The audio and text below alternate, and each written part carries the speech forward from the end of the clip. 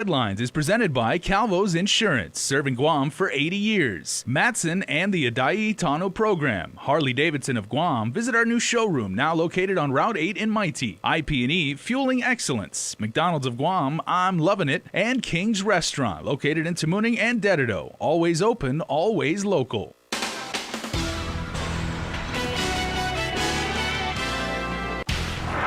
Coming up on Prime Time, a major drug case that first unfolded in California could head back to the Golden State.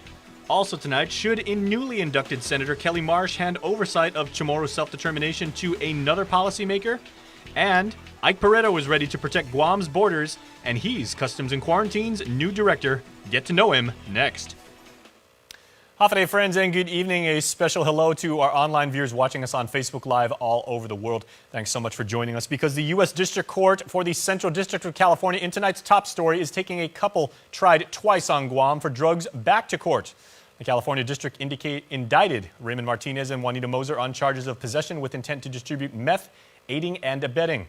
Court documents state that Martinez was arrested on Guam today, with the pair standing accused of attempting to smuggle 8 pounds of meth from California to Guam back in the year 2015. That case has since resulted in 2 mistrials following hung juries. A motion hearing for the couple is set for January 15th in the District Court of Guam. Federal prosecutors filed a motion to dismiss the case without prejudice, as they have now decided to prosecute it where the alleged incident took place, in the Golden State. Elsewhere tonight, a shipwreck captain is in hot water after alcohol was found in his blood after costly crashes. The captain of a cruise ship, Nippon Maru, that crashed in Apra Harbor in December has been suspended. The Japan transport company Mitsui O.S.K. Lines issued a statement this week saying, and I quote, "The company is aware of a report of alcohol on the day of the accident." MOPAS has a stringent drug alcohol policy that requires personnel to abstain from drinking alcohol 4 hours before performing scheduled duties on the day, and anyone in violation of the policy is subject to immediate removal. The master in charge of maneuvering has been suspended pending the result of the investigation. That the statement from the company. On December 30th, the cruise ship was leaving the island for Saipan when it hit the U.S. Navy's Delta Pier. More than 500 passengers and crew members were on board at the time. No one was injured. Investigators say the accident resulted in a large hole near the ship's stern above the waterline. The Navy's initial damage assessment of the pier is estimated to be $3 million in dock damage. The company that operates the cruise vessel says it's looking into the case and working with the U.S. Coast Guard and Navy to carry out full investigations of the incident. An internal inquiry is also underway to determine what contributed to the incident to ensure it does not happen again. Well, as we reported on KUAM.com not too long ago, new Senator Kelly Marsh's legislative oversight of Chamorro self-determination is raising some eyebrows in the activist community. Chris Barnett has more in this next story. Someone who isn't Chamorro overseeing a legislative committee on Chamorro self-determination? Well, such is life in the 35th Guam legislature. I'm standing in solidarity. That's freshman Senator Kelly Marsh, the chair of the Committee on Heritage and the Arts, Parks, Guam Product Seal, Hagåtña Revitalization, Regional Affairs, and Chamorro self-determination. I believe in indigenous rights. I believe in our right to decolonization. There's certainly a fine line between supporting and recolonizing. Natividad, a former Commission on Decolonization member. Senator Marsh's position as legislative chair on self-determination has created an interesting problem. Usually, the legislative chair on self-determination sits on the Commission on Decolonization. But since Marsh can't vote in a native plebiscite, she can't sit on the commission. By definition, Dr. Marsh doesn't qualify. While Marsh is the overseer of Chamorro self-determination, she says she won't seek a seat at the decolonization table. I want to make it very clear that I'm not planning to, and I'm not interested in serving on the commission. I think that should go to a different senator. I'm still familiarizing myself with the regulations, but regardless, I think it's important that somebody with a different background and different expertise, somebody who is a native inhabitant, that they sit on the commission. So if Marsh lacks the qualifications and expertise to sit on the commission, we asked her if it would make more sense to hand oversight of self-determination over to one of her colleagues. This is an opportunity for 2 of us to be putting time and energy there. There's a lot of work to be done. The legislature appoints 3 members to the commission, and this would mark the first time a legislative oversight on self-determination didn't qualify for a seat on it. Marsh has found an ally in the Independence Task Force's Dr. Michael Bevacqua, who said the more non-Chamorros who support decolonization, the better. Bavacqua citing Marsh's experience teaching Guam history at UOG. I'm happy sort of that she's there hopefully to infuse a little bit more understanding of history.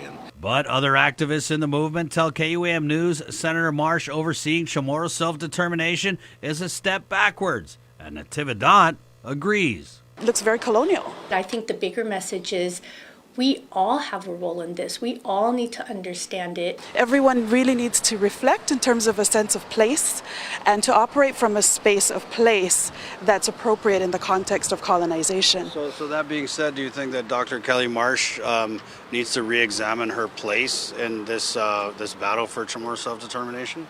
I think absolutely. And, you know, one thing that I would applaud her for as well, of course, is being a real supporter. She's been very much a big supporter of our work. And, you know, through the lens of settler colonialism, I mean, she really needs to kind of reflect on where's the appropriate positioning for herself to contribute. For Guam's News Network, Chris Barnett reports. All right, Chris, thanks so very much. Well, today saw day 3 on the job for the new Leon Guerrero administration, with our Nick Delgado tracking Governor Lou Leon Guerrero as she moved forward with her visit at each government agency. From the Department of Rev and Tax to the Department of Administration, Governor Lou Leon Guerrero and her LT Josh Tenorio walked the offices of DOA in Tamuning Thursday afternoon, day 3 of leading Guam.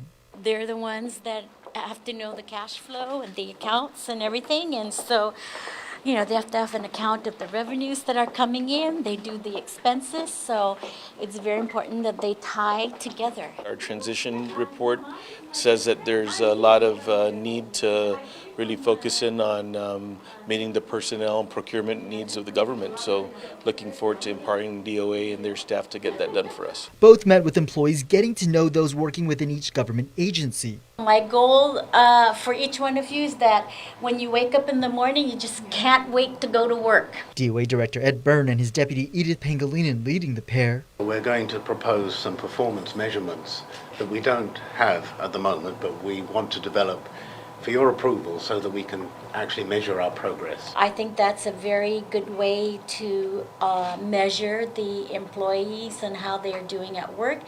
And not only that, it also gives the employees some concrete goals to do and to have a little bit more of a guidance and direction of what they need to do to perform their jobs. The governor is saying DOA is the support in place to ensure GovGuam agencies function well. My whole philosophy is this: if there is no money, we cannot spend. And I think Ed has done a good job in adhering to that, because that's how we should run the finances of our government. And if we don't have the money and we need to provide for the services, then we'll look at ways that we can increase the revenue and the cash on a daily basis. The governor adds she will continue the trend of paying out tax refunds on time. Reporting for Guam's News Network, Guahusi Nick Delgado. Also tonight, the Archdiocese of Agana has announced the big day. Next week, the 16th, is when they plan to file Chapter 11 reorganization. Bankruptcy comes in light of the nearly 200 clergy sex abuse lawsuits, the Guam being one of over 24 other dioceses and religious orders in the U.S. mainland to do this in nearly a decade and a half. By way of a statement from Archbishop Michael Burns, he asks everyone to, quote, keep focused on the mission of the church during this time and trust that our Lord is with us as we do what is necessary to tend to the victims of clergy sex abuse in our diocese and making things right in our church. Well, we are going to take a quick break, everybody. Please stay tuned, keep watching and keep streaming, because we will be right back. There are more ways to experience Guam via KUAM News, giving you what you want, when you want, and how you want it. From smart devices, Alexa, what's in the news? Here's your flash briefing. Over the web, on mobile, on streaming platforms, with immersive, interactive formats, and via social media where it's more than just content, it's conversation. More ways to keep you informed and entertained whenever you want it, wherever you are, on whatever device you're using.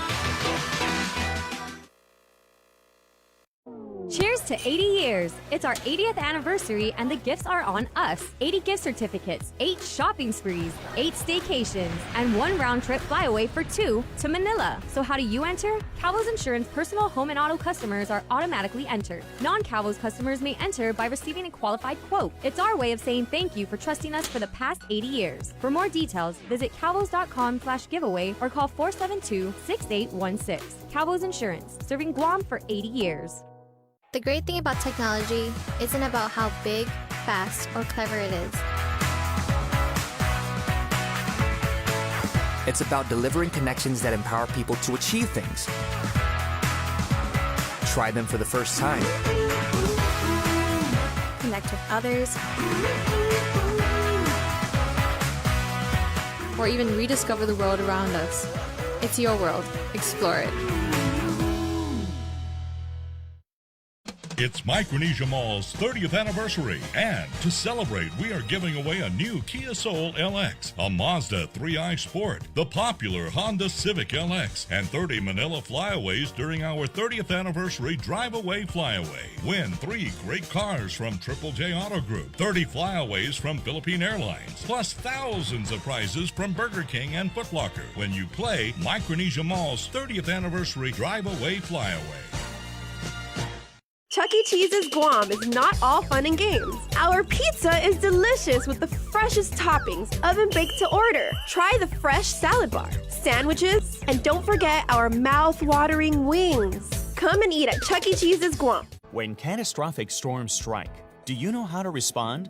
The Building Industry Association of Hawaii, in partnership with the University of California, San Diego, is providing free disaster response and preparedness training.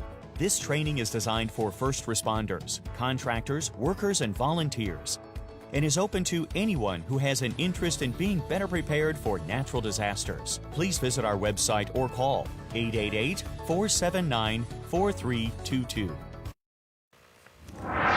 Welcome back to Primetime, everybody. The legislative speaker says there is some unfinished business that she intends to focus on in the current 35th legislature. Speaking before the members of the Rotary Club, Speaker Tina Rose Munya-Barnes says there are laws on the books that have never been fully implemented.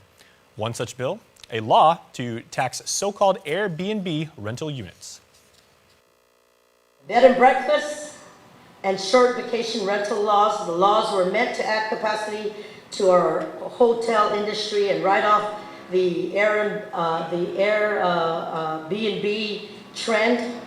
Unfortunately, many proprietors of this $23 million industry are still operating illegally and are not paying their fair share in tax revenues. Speaker Barnes additionally plans to push for full implementation of the medical marijuana law, also known as the KC Conception Compassionate Cannabis Use Act. Ladies and gentlemen, this coming November will be 5 years since the law was passed by our people. Voted by our people. This is 5 years too long. That our people of Guam are dealing with debilitating health issues, having to wait for a remedy to deal with their pain. Barnes says she will work with the new Luleong administration to help carry out the full intent of those mandates. In other news, Melanie Mendiola and Ricky Hernandez were officially tapped as the new administrator and deputy administrator, respectively, of the Guam Economic Development Authority. In her first board meeting, Mendiola outlined her top priorities in her new role. Some of the initial things that we have, some of the initial priorities we have is, as I mentioned before, a revenue center and cost center approach towards budgeting. So recognizing that GITA has revenue generating activities from managing property, issuing bonds and issuing loans, and that there are also operational costs associated with that. So we'd like to go ahead and really bring out maximum efficiency from those vehicles and study and analyze it. She and acting GITA board chairman David John say they also need to key in on the H-2B labor issue. It doesn't just affect construction, it affects, lending. There's no projects, there's no lending. Banks aren't lending on base. So companies aren't doing projects they want to do. Deposits are up, but the money's not moving around, you know it. All right, I mean, and it comes down to your industry, new stock for housing. If we don't get that resolved and the workers start coming in and pricing out the locals from the housing stock, then we've got really big issues. Administrator Mendiola says they're also planning a campaign on social media to promote the benefits of GIDA's program to the public. She says the governor also agreed to meet with her on a monthly basis to discuss progress on the initiatives undertaken by the agency.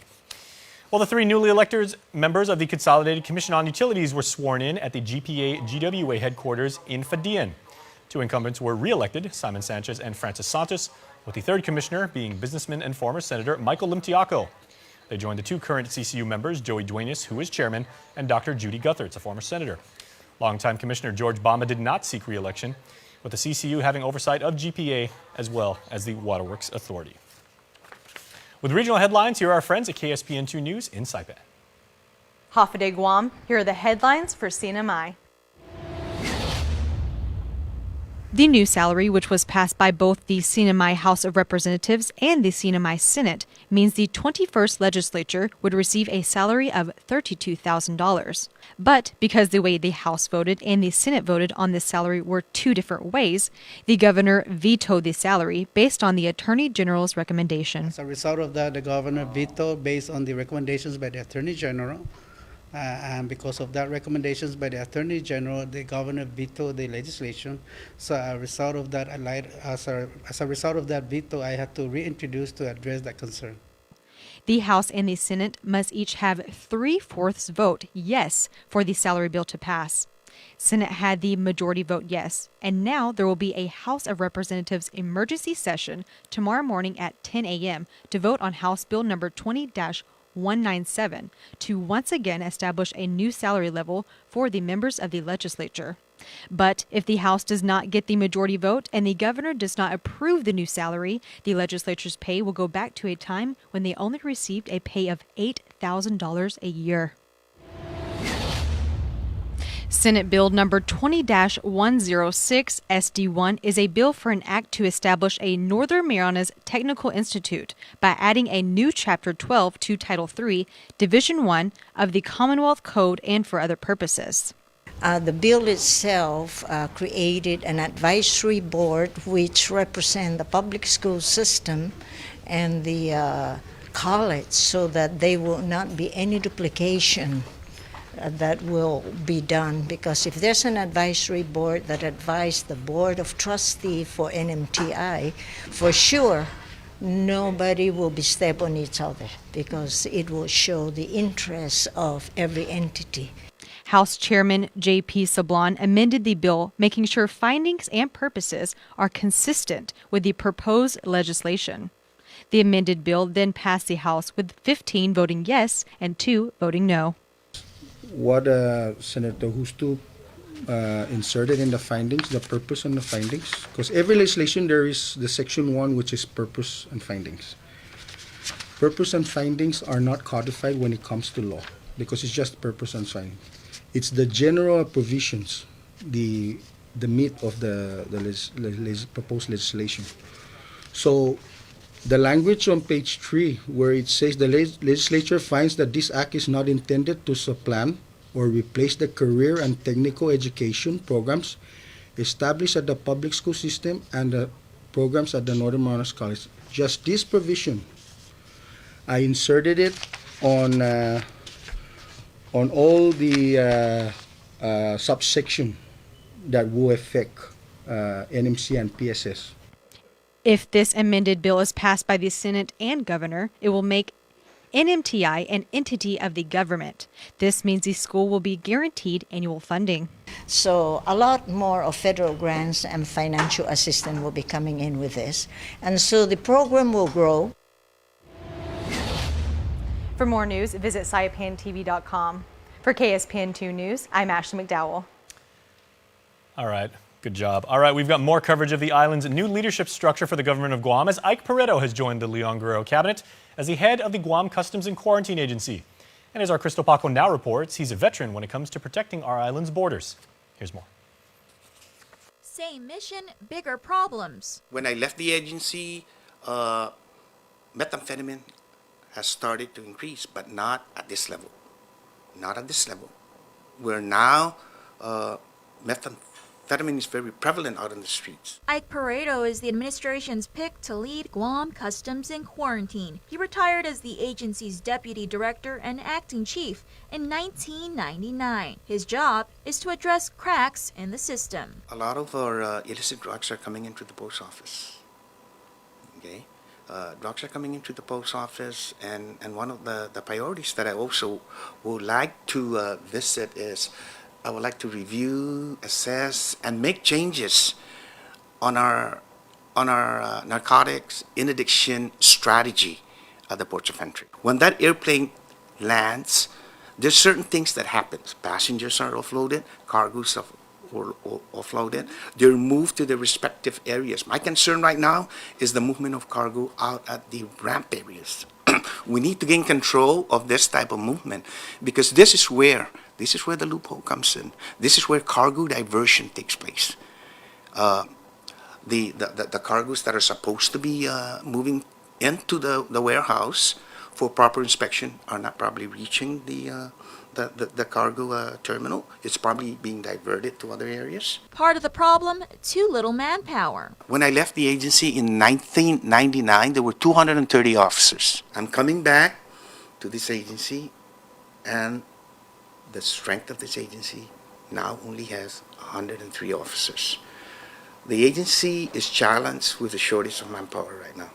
They're making use of the resources that they have. The shortage most visible at the airport, where there are only 42 officers. Ideally, they'd need double that. That means longer lines and officers on line needs to make a determination on the type of inspection to be conducted. And because of the longer lines, pressure is there that the officer is working twice as hard. Under his watch, Pareto plans to embrace technology. There's no automatic system to track drug suspect coming into our borders for the officers to use as a tool so that they can enhance their knowledge in the interdiction process. That's my concern. That's one of their priorities. Though the agency is currently in the process of hiring 29 more officers, that won't be enough. And beefing up manpower won't come cheap. Pareto says he'll be pushing for an increase in the passenger inspection fee, which is currently set at $8.29. We need to increase the fee to meet the demands at the airport, because right now we're not meeting that demand. There's shortage of manpower at the airport. And the only way is to increase the fee. He'll need a closer look at the budget to know just how much they need to hike that fee. Reporting for Guam's News Network, I'm Crystal Paco. And also tonight, scores of the island's Catholic faithful packed the pews at the Hagåtña Cathedral Basilica during an inauguration mass dedicated to St. Peregrine, the patron saint of cancer patients. It remembers the lives lost to cancer and those currently suffering from the illness, with the faithful praying to the saint who was miraculously cured of cancer. Monsignor James Beneventi said, quote, "Prayer is the most powerful form of medicine." He invited those suffering from cancer or seeking healing for loved ones to attend the weekly Mass every Wednesday at 6 p.m. Well, please stay tuned, everybody. Sports is coming up next.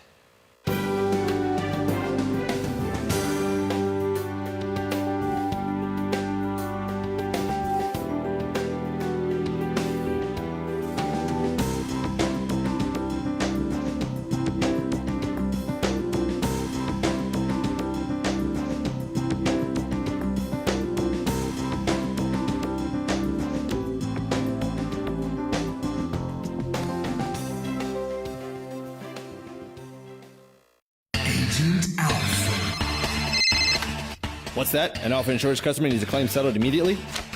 I'm on it. Agent Alpha. In the event of an accident, theft, or breakdown, each of our Alpha Insure agents are trained to go above and beyond. This is my stop. There she is. Target acquired. Agent Alpha. Yes!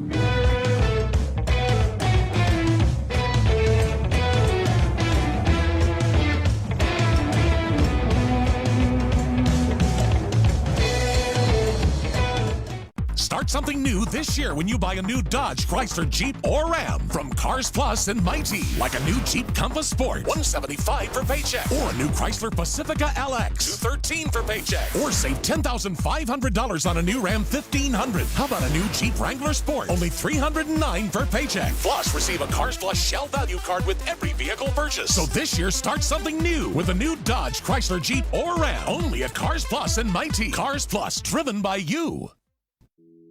It's the 2019 Kick the Fat 5K 10K Run Walk. Register now at Payless Locations and PaylessFoundation.com and join us on Saturday, January 26th at Paseo Stadium. Showtime 5 a.m. and go time 6 a.m. Run Guam shirts and singlets for the first 5K and 10K finishers. Stick around after the race for a community fair and raffle where you could win $1,000 in cash. It's the 2019 Kick the Fat 5K 10K Run Walk. Special thanks to our sponsors. KUAM Sports is presented by Triple J.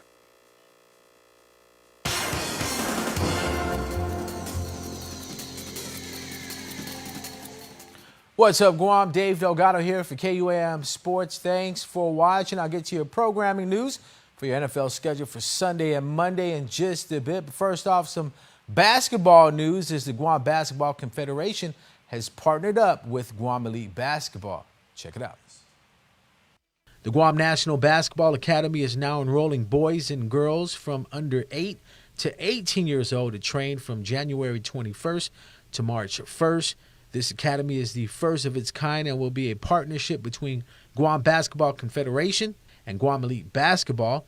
The program will be used to develop the basketball fundamentals of young athletes, to identify and create a platform for the elite basketball talent on Guam. What this National Basketball Academy is going to do is it's going to allow, players, some of the top players from different teams, different schools, various organizations, and we're going to bring them under one roof, and get them developed, get them to set goals. And really our goal is right now is just player development, getting players ready for that next level of play. You can enroll online by visiting GuamEliteBasketball.com and clicking on the link for the Guam National Basketball Academy. You can also contact GBC Basketball Development Officer John Lujan at jluhan1980@yahoo.com. Practice on Monday, Wednesdays, and Fridays. So depending on your age group, you'll practice on one of those days. And the coaches that will be out there will be Coach Dom, myself, Coach Abel, and some of the national coaches that will be there will be Coach EJ, Coach Gino, and Coach Brent Tipton. They'll be out there assisting with the Guam National Basketball Academy. Keeping with basketball, let's check out some highlights from the men's holiday tip-off tournament over at the Elite Center. Fishin' Khan up against the Bulldogs. Winner locks up the #1 seed heading into the playoffs. Charles Rages brings up the ball for the Bulldogs. Pass to JP Cruz. Never give JP space, because if you do, he'll knock down the deep ball all day long. Fishin' Khan's Action Iyashi with the bounce pass to Max Kepway. Little hesitation, dribbles, spin move. Gets up and over Sevi Siswico trying to block the shot. Cruz working on Billy Belger. Good defense by Belger. JP with the pass to James Stake. As he draws the double team, James drives left and goes window for the layup. Billy Belger scoops up the loose ball here and finds Action running on the break. Iyashi outruns the defense and picks up the easy 2 points. The Bulldogs secure the top spot heading into the playoffs behind their 79-73 win. Tomas Calvo for the last score here in their team's win. Make sure to come out and support all the jiu-jitsu competitors this Saturday at the FD Phoenix Center for the Copa de Marianas. The Brazilian Jiu-Jitsu Gi and No Gi tournament will feature adult and kids divisions with a brown belt absolute shootout. Doors for the event open at 8 in the morning. Food and drinks will also be available for purchase at the event. We have the brown belt shootout. Winner will win the trip to Korea for the Marianas Pro. Also, if the team wins the team first place team trophy, they also have a chance to choose an athlete of their choice to represent Guam in the Marianas Pro Korea. So that's big things happening for the island. That's definitely going to be something that I think Guam should be put on the map for, and I'm looking forward to seeing who's going to participate this weekend. In programming news, Sunday, January 13th on KUAM TV 8, NBC Sunday Night Football, 7:30 in the morning, NFL Divisional Playoff game, the Indianapolis Colts and the Kansas City Chiefs. Then on Monday, January 14th on KUAM TV 11, NFL on CBS, AFC Divisional Playoff game, the Los Angeles Chargers at the New England Patriots. Two vets in the game at the quarterback position looking for a chance to advance in the postseason. That's it for sports. We're back right after this. MTO, professional janitorial services with a warm hospitality touch. MTO gives that gift year-round. Pressure wash roofs, pressure wash driveways, lawn service, home cleaning, carpet restoration, office cleaning, commercial window cleaning, floor care. When cleaning is in order, MTO has you covered. Call 647-6861 to inquire on how you can receive the maintenance you deserve. MTO, celebrating 30 years with you, Guam. Visitors make memories on our island.